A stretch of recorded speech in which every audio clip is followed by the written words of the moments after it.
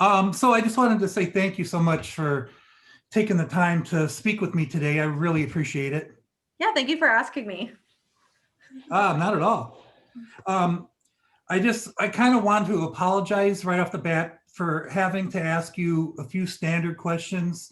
Mhm. Um, and I know you get asked the same things all the time, but I just want our readers to kind of get a feel for who you are and what drives you. So, uh, so just kind of sorry for some of the standard ones right up front. That's okay. I genuinely enjoy doing interviews, so I don't mind. Okay, well, great. Let's start this off. Um, how did the band Living Dead Girl come about, and where did you get the name from? Is it taken from the Rob Zombie song or the 1974 horror movie? Contrary to popular belief, it is not from either of those things. Most people just assume it's from the Rob Zombie song, and I kind of kick myself for that now. But I came up with the band name when I was 14 years old, and at that point in my life, the only Rob Zombie song I'd ever heard was Dragula, quite honestly. So I did not get it from there, but I see where people are getting that idea from. But I actually decided to call it Living Dead Girl because my parents told me when I was born, I was practically like a stillborn. Like when I entered this world, like I was completely grayish blue and like not breathing at all. And then like I kind of always like joked to my parents, like I've always been super gothic and worn all black and stuff. And it's like I was born dead. I was like a living dead girl. I'm like a zombie. So I decided to call the band name that based off my personal experience and just because it really represents me. And so the band formed when I was like 14, 15 years old. I've had a lot of different changeovers with members, obviously, since I was like 15 and I live in a small town. It was so hard to find band members. So the only other original member is our bassist Jordan, but everyone else has changed over a few times. So Jordan and I are like the original members. Okay, wow, that's an interesting story that you get to tell all the time about where the name come from. Yeah. I wasn't expecting that one. Yeah. Uh, so, what were some of your musical influences when you were growing up? My all-time favorite artist as a child and still today was Avril Lavigne. I really looked up to her because I listened to rock music a lot my entire life because my parents are metalheads. Like as you can see, like my entire house is full of guitars and everything. My dad's really into that kind of stuff. So I Yes. grew up listening to Pink Floyd and Van Halen and everything. Like I never was totally into like country or pop or the other stuff that people listen to. I preferred rock, but I'd only ever heard male rock singers until I was like 4 or 5 years old. Then I heard Avril Lavigne. I saw her on MTV. I think it was Skater Boy or Complicated, one of those videos, and I'd never seen a female singer that wasn't pop. Like I knew about like I know my mom listened to like Jennifer Lopez and like that kind of like female pop music. So I knew that, and then I knew rock that was all male. So when I saw Avril Lavigne playing guitar and like in the Skater Boy video, she's like smashing her guitar on like the roof of a car and everything. Like I'd never seen a girl do that before. So that kind of really opened my eyes because I didn't know like girls could do that kind of thing. So she's always really inspired me since she's always been like she's obviously not super heavy metal or anything. Like her music is pretty poppy, but she's always been the pop star that has an edge. So she's always been my favorite for that reason. And she's also from a small town in Canada, just like me. So I've always related to her. So she's a huge influence. And then as I got older, like 9, 10 years old, I started listening to Marilyn Manson, which is where the black lipstick and everything started coming in. And so I kind of have always loved the energy and the attitude of Avril's pop punk sound, but the darkness and heaviness of Marilyn Manson's sound. Okay, cool. That's good to know. So here comes one of the dreaded questions. How would you describe Living Dead Girl's sound? And if you, and I know a lot of artists don't like to classify uh, what genre or subgenre their music falls under, but if you had to, how would you describe your music? It is modern metal with hints of industrial goth and elements of pop punk. Okay, that's a interesting mesh of sounds. A very wide range, yeah. Yeah, definitely. Um, so are you the primary songwriter for the band? And if so, where do you get a lot of your inspirations from? I would say it was 50-50 between myself and our producer, Mitch. So basically, he wrote the music, I wrote the lyrics. So I would come up with an idea, I would come up with a topic or whatever each song would be about, and then I would write all the lyrics, I would show them to him, and we'd both together just kind of start humming melody lines, and he would start coming up with riffs and stuff, and we would just back and forth reading each other's minds and like piecing together songs. So I'd say it was really 50-50, but all of the lyrics and the concepts are all my ideas. And I Okay. get inspiration from the most random places. Like if I try to force myself to write a song, it's not happening usually. Whereas if I'm just going about my day in the middle of doing something else, I always have either a pen and paper with me, like in my purse somewhere, or else I have the notes on my phone. And like there's thousands of, sometimes I just start a song and then never finish it, or I just write a bunch of ideas for one. And so I have tons of just like full songs in there as well. Like it just pops up randomly. Do you find your songwriting tends to be darker in nature, or is it just like a wide range of a variety of what would inspire you? I would definitely say it is on the darker side. Our music is really emotionally driven, so there tends to be a lot of anger and I don't want to say like bad feelings, but I mean I definitely use it as a way to express the things that I wouldn't just normally say, or the things that I'm feeling or thinking that I don't necessarily talk about. So I definitely use my music to channel things like anger, sadness, all the negative emotions. Okay. Well, it's a good way to get stuff out that you might not otherwise. Yeah, Uh, exactly. it's cathartic. Yeah, for sure. So, did you have any formal vocal training growing up, or recently, or do you just kind of uh, did you? Is it just something you started to do? Was I sing? did have some vocal training. I was in a choir as a child for, I think, age like 8 to 10. Then I did some private vocal lessons for, I want to say like 5 years. And I didn't really find in that time I actually improved at all. I was kind of thinking I was totally hopeless. Like it just wasn't like I loved doing it. I was so passionate about, but I wasn't getting better at it. I was always better at performing and stage presence and that kind of thing than I was at actually singing. But then I did a few courses online called Singing Success, and I just practiced at home by myself for like hours a day. And then I also got some vocal training 2 years ago, I would say now, for about 6 months. That definitely helped. So I did all of those things, but the screaming is entirely self-taught. I recently ordered Melissa Cross's DVDs called The Zen of Screaming, and I'm excited to try those out just to improve any way that I can because I always want to be getting better, but the screaming was totally self-taught. Okay, I know a lot of metal bands, death metal bands or such with the growling vocals, screaming vocals. It takes a lot out of your voice. It's not as easy as one might think just to growl or scream. It definitely is a workout on your vocal cords. Yeah, I always joke saying it's my cardio because after I do it, it's like so tiring and you're so out of breath. Right. Well, what you hinted at before kind of brings me to my next question. Did you naturally feel comfortable on stage or in front of a camera, or did it take getting used to for that? I've always been naturally comfortable with it. I started modeling when I was 10 years old. So I would go to like TV show auditions. I actually auditioned for Nickelodeon and Disney Channel shows. Never got them, obviously, but I auditioned for like huge commercials and TV shows. I've walked runways, I've done commercial photo shoots. So my parents always knew, like when I was really little, I was the kind of kid that just loved everyone to be watching them, all eyes on them, always performing. So they started taking me to like a few like auditions and things here and there when I was really little. I did a couple of like those TV shows, like The Next Star. It's kind of like a Canadian American Idol, but for kids. I Uh-huh. did that twice. So I always did those kind of things. Then once I formed a band, like I was already ready to perform since I just like grew up doing it. And then being in a choir too. I actually didn't like being in a choir. I remember when I was like 8 years old telling my parents I don't like being in a choir because like the attention is equal between everyone. It's like I want to be the center of attention. Okay, that's interesting. Yeah, Uh, like I was just born to perform. cool, cool. Good to know.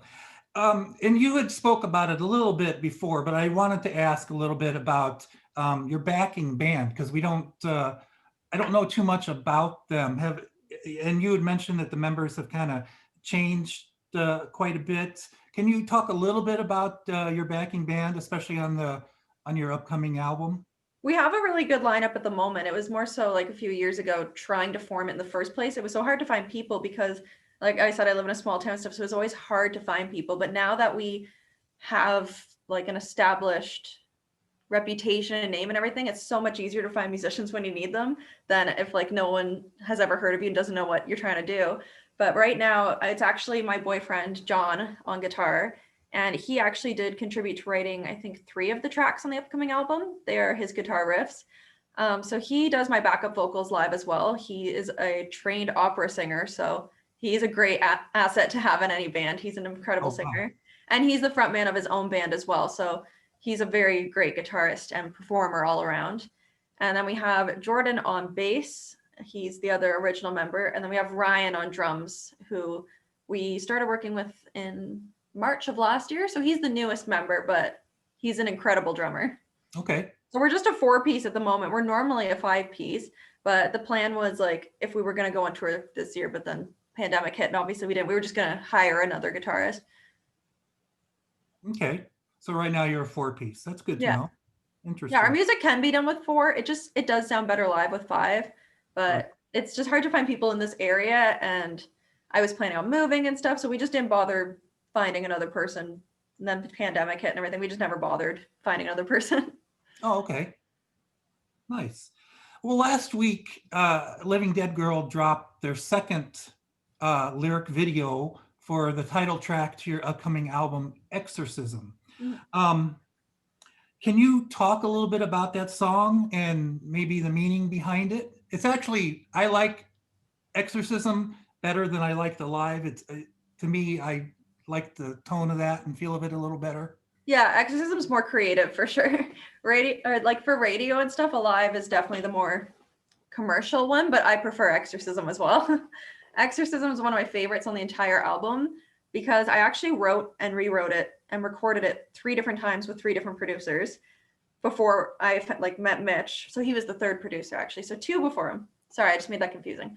Mitch was the 3rd producer I wrote and recorded that song with because I had the idea. I thought it was so cool, but I just like wasn't, my vision wasn't coming to life. I kept like saying, I was like, I want heavy metal, but like with cheerleader vocals.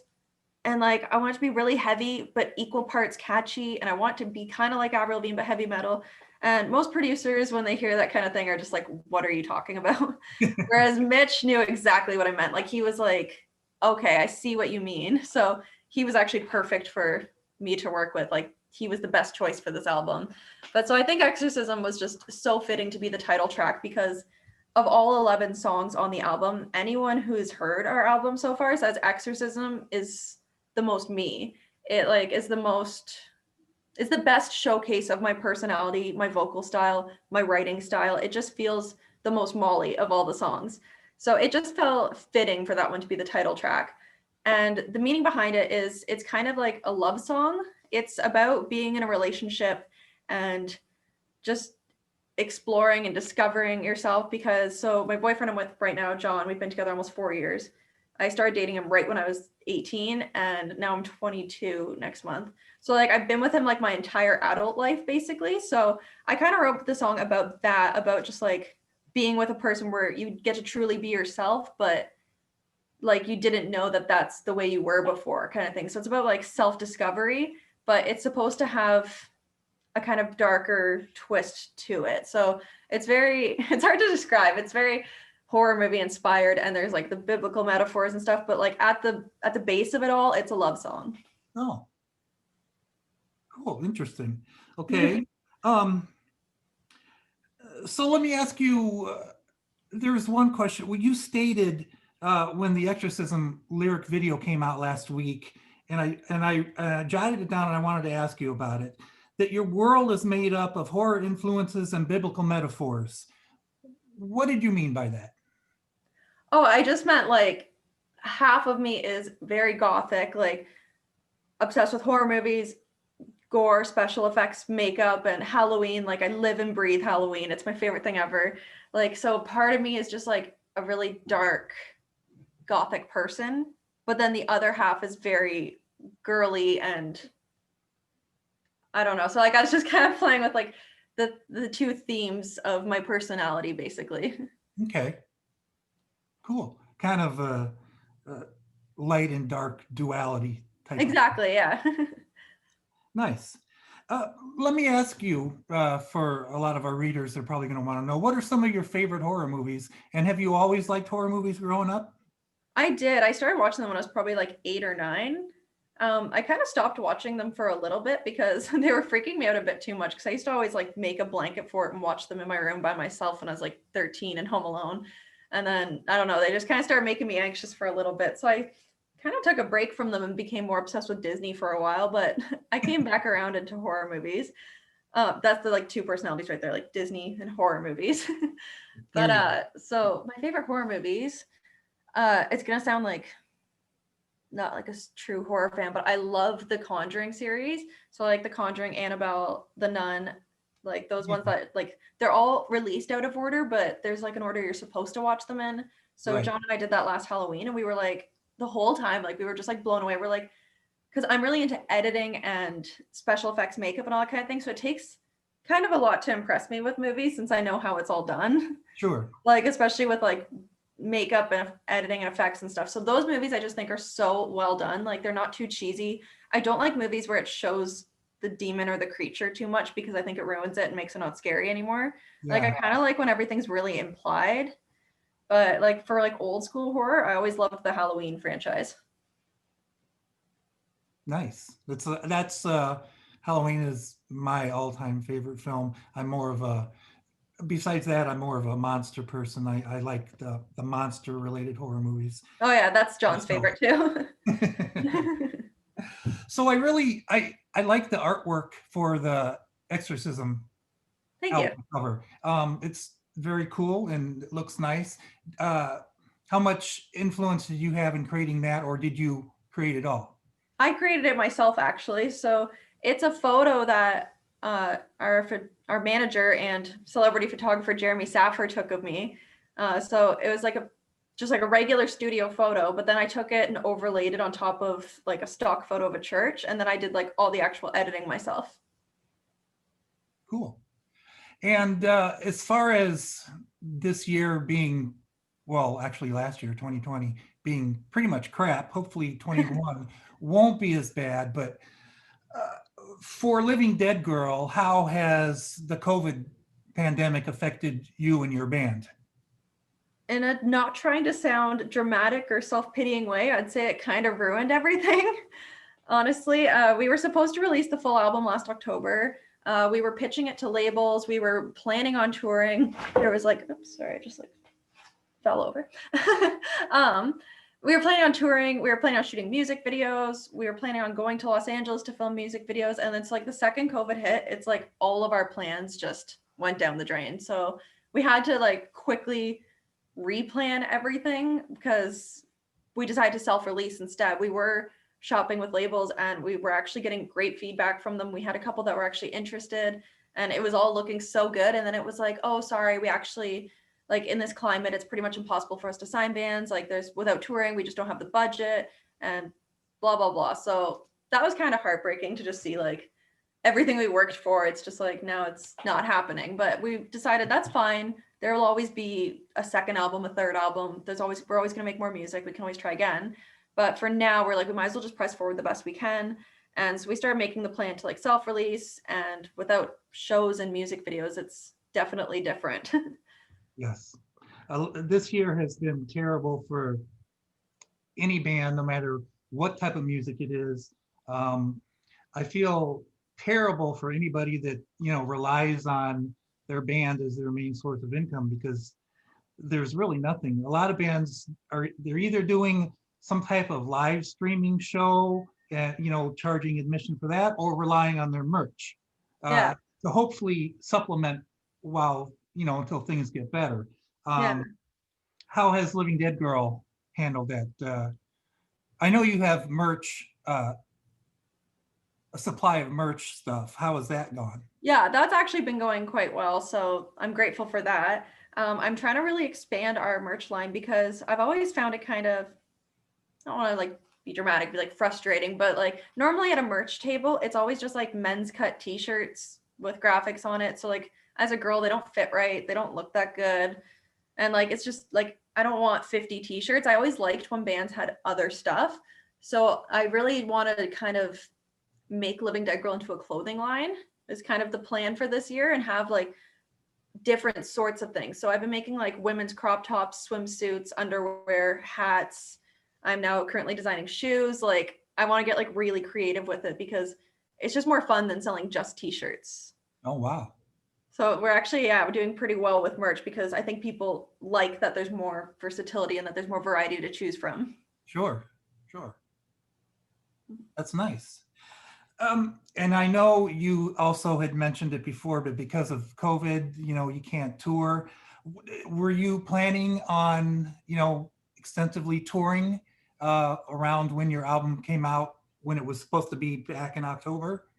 Yeah, we hadn't gotten as far as actually like confirming or booking anything. So thankfully we didn't have to actually cancel anything because yeah, like we finished recording it right in February and then it hit in March. So we hadn't actually gotten to the point of like confirming things. So it was more like an up in the air plan, but still sad all the same that didn't happen. But the goal was to hopefully get an opening slot with a bigger band instead of headlining, because I'd rather play a shorter set opening for someone established. So I have like a huge audience instead of us headlining in like shitty bars.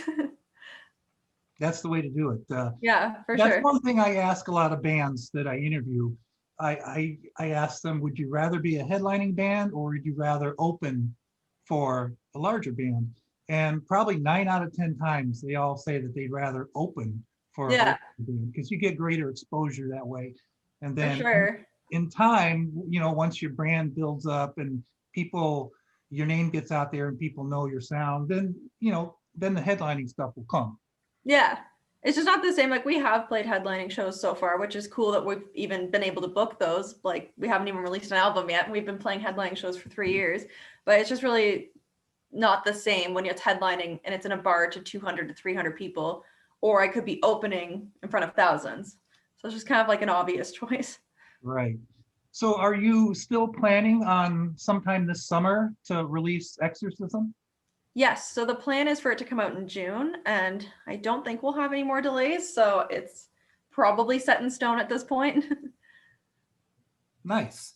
And I don't want to keep you too much longer, but I just have one final question for you. Where do you hope or would like to see Living Dead Girl, say 5 years from now, down the road? 5 years from now, I would love to be playing like the huge festivals all across the states, like the Rock on the Range, those kind of festivals. I think it's called Sonic Temple now, actually. I think they changed it. But obviously Warped Tour isn't a thing yet, or thing anymore. And that was one of my goals as a performer because I always loved attending it. I always wanted to play it so badly. And of course it goes away just as I'm starting. But like playing the festivals on like the main stages is a huge goal of ours, especially in like Download Festival in England, those kind of things. And to be able to just like tour across the States, Europe, anywhere headlining would be pretty incredible. Nice, nice. Well, Molly, I don't want to keep you any longer, but I just want to say thank you so much for speaking with me. I love the sound of Living Dead Girl. It's kind of a mix between, metal and more melodic stuff, which I'm a fan of. So I wish you nothing but the best of luck in the future with the album. And hopefully once this COVID crap gets over, you guys can get out there. I would love to see you live. I know a lot of people would as well. So I want to wish you nothing but the best of luck for the Thank you future. very much. Thank you, Molly, and I appreciate you speaking with me. Yeah, thank you for having me. All right, you take care. You as well. Bye-bye.